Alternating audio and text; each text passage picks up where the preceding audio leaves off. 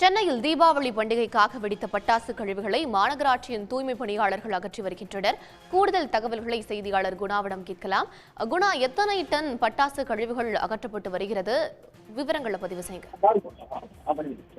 நேற்று தீபாவளி பண்டிகை சென்னை மட்டுமல்லாது ஒவ்வொரு மாவட்டங்களிலும் வெகு சிறப்பாக கொண்டாடப்பட்டிருந்தது. இந்த நிலையில் சென்னையில் இருக்கக்கூடிய 15 மண்டலங்களிலும் இந்த பட்டாசு கழிவுகளை அகற்றுவதற்குண்டான அந்த பணிகளில் சென்னை மாநகராட்சி பணியாளர்கள் ஈடுபட்டிருக்கிறார்கள்.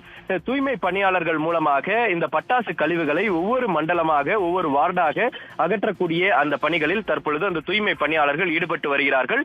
இன்று காலை முதல் இருந்து மட்டுமல்லாது நேற்று காலையிலிருந்து வெடித்த அந்த பட்டாசுகளினுடைய அந்த கழிவுகள் நேற்று மாலை 6 மணி வரை பார்க்கும் பொழுது 60 டன் மெட்ரிக் டன் அந்த பட்டாசு கழிவுகள் அகற்றப்பட்டிருந்தன. நேற்று 6 மணி முதல் இன்று காலை வரை இருக்கக்கூடிய அந்த பட்டாசு கழிவுகளை அகற்றக்கூடிய அந்த பணிகளில் தான் தற்பொழுது இந்த மாநகராட்சியினுடைய தூய்மை பணியாளர்கள் ஈடுபட்டிருக்கிறார்கள்.